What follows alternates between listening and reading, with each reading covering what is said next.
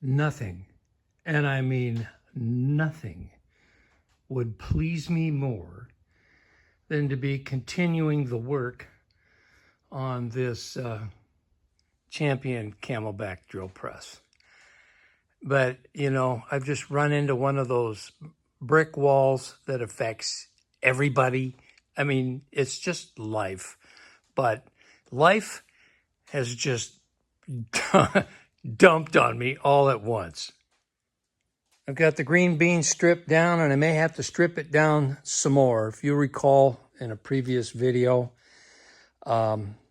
transmission got locked up when I was bringing it home on the trailer, and somebody helped me out by putting it in gear on the trailer without me knowing about it. Anyway, in the last video I was sharing how I couldn't get the top off, and I mean, I got a bunch of great suggestions from my viewers and subscribers, and I tried every one of them. I mean, I diligently tried every one of them, and none of them worked. So I did what I absolutely did not want to do, but ended up doing. I took a hacksaw and cut the end of the shift rail off so I could lift this thing off. In the grand scheme of things, it's no big deal. These shift rails are pretty simple. There's just there's a couple of things that are machined in there for detente ball on the side and a hole for the roll pin. And that's pretty much it. So I'll either get some 1/2-inch bar stock, make a new one, or I may just drill the end of the shaft and the piece I cut off, pin it, taper it, grind a V, pin it, and re-weld it, and then sand it smooth. That's probably the way I'm going to go, because it's going to be just as time consuming either way. What the problem is, this synchronizer clutch sleeve is what is stuck. This is first/reverse. It works fine. Second gear is, of course, stuck in place because this thing will not move. And what I fear is when this thing was jostling down the freeway, one of these detente balls may have come loose, got wedged in here, and got the whole thing jammed up. That gold flake is from my brass punch that I've been tapping on with a hammer, trying to break that thing loose. I mean, it is stuck solid.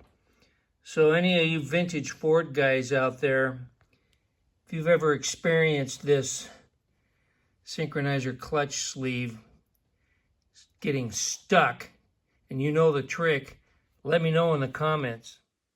But wait, there's more. My battery charger unit for doing the witch's brew process failed on me in the middle of a project for Nancy. A transformer in this thing smoked. And so I've got her project out there in the tank, half finished, and another one in the queue for my buddy Greg in Power from the Past. I got a big chain fall. He needs me to cook in the witch's brew that's going on his Mongo gantry crane that he's putting together at his place. Fortunately, my old pal Jim came through, happened to have another charger that he ain't using, so he graciously gave it to me.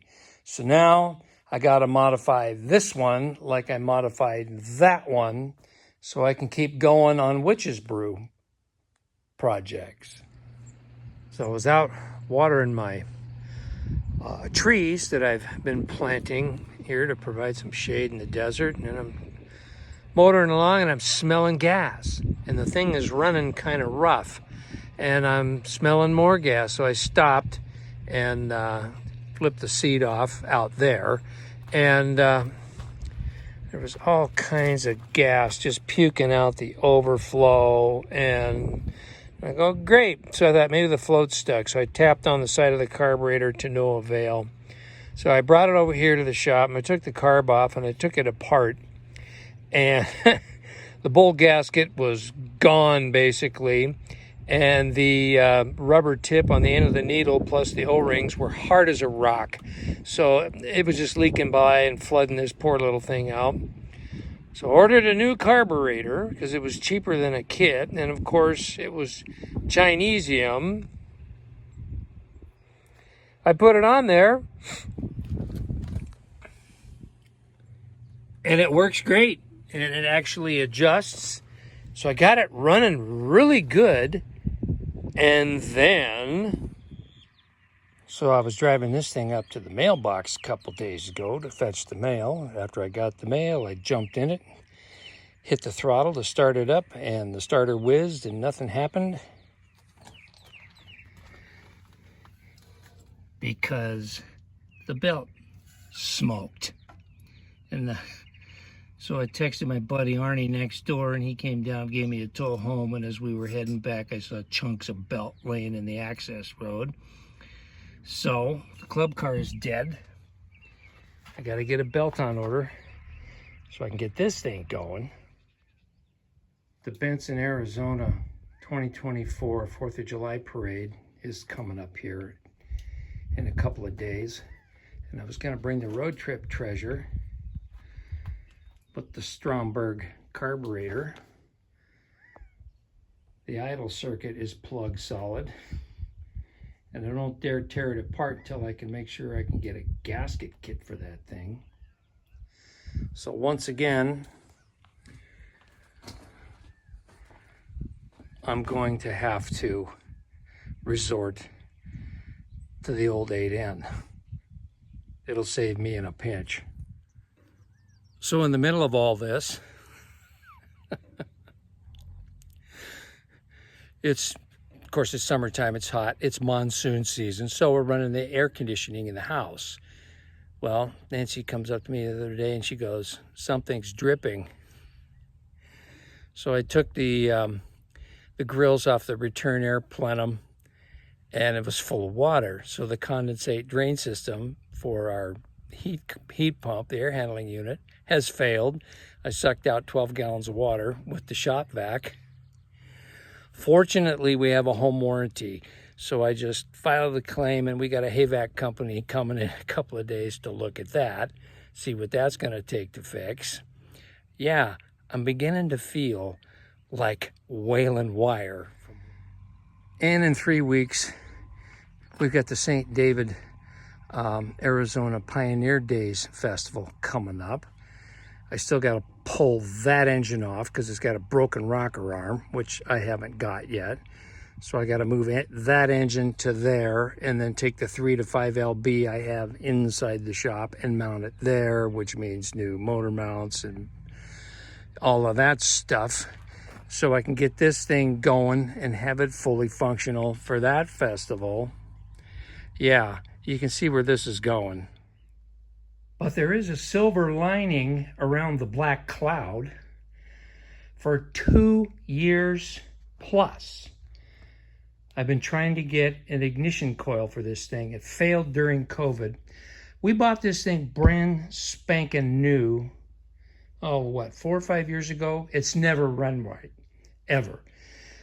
I changed spark plugs a half a dozen times. It just had a heck of a time getting this thing to fire and stay running, to the point where I was ready to junk it, and just go get another pressure washer. But the Scotchman in me said, no, don't spend money.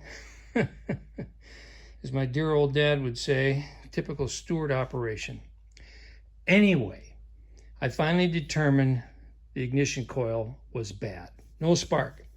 Took the spark plug out, tested it in another machine. It had good hot spark, so it wasn't the spark plug, it was the coil. And yes, I did double check all of the switches and electrical connections, just to make sure something didn't go faulty there and was preventing spark from making it all the way to the plug. All that diagnostics checked out fine, narrowed down to the coil.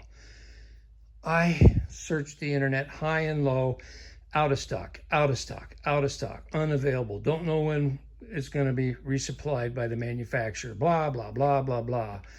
to the point where I pretty much given up. And every 4 or 5 months I'd check, same story. Well, lo and behold, here a couple of weeks ago, I went in and ran the numbers again, and bingo, stuff started showing up all over the place.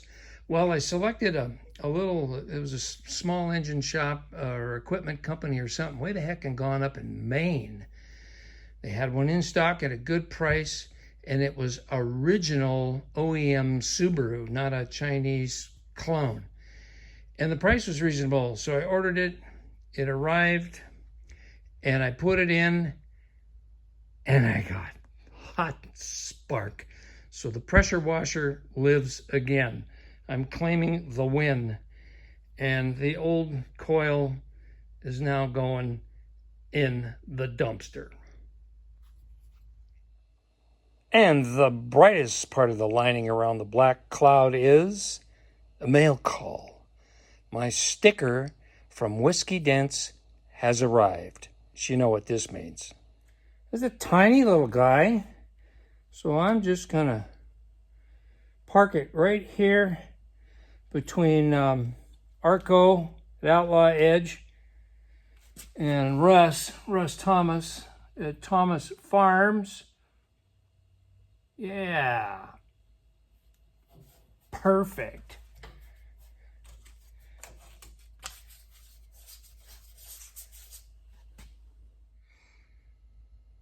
That looks good. I like it. I apologize if I've been whining too much, but it has been a rough week and a half around here. I mean, anything I touch, boom, breaks. I'm getting ready to just, barricade myself in the house and don't touch anything till this spell passes. Good Lord. Okay, enough whining. I mean, it's life. You've all experienced the same thing. I mean, things just happen like this once in a while. I mean, boom, boom, boom, boom. Stuff breaking everywhere. Hey, I want to say a special thank you to George, the Shade Tree Fix-It Man, and Bill Cameron at Edge of Eternity. They've really gone out of their way showing extra kindness to me and shouting out my channel. And I've picked up additional subscribers because of it. So you guys, thank you so much for doing that. YouTube friendships. I mean, this is like an extended family, you go over to Ed Goslin's channel at Goslin Farms. That's a gathering place for people. You look at the comments in there, and Ed's just showing his everyday life on the farm and what he's dealing with from day to day, and clips of his Hereford operation and his granddaughter and all of that. But I mean, that channel's a gathering place. It's just a big family. So, hey, welcome if you're new. Thanks for sticking around. If you've been here a long time, I'm going to end this, whining, crying video and see if I can't get some other stuff fixed. I mean, see if I can keep gaining on things. And the pressure washer was a win, so yeah. Anyway, thanks for watching, everybody. We'll see you really soon. Hopefully it'll be working on the electric motor on the Camelback drill press project and not stuff that's busted down around here. Bye.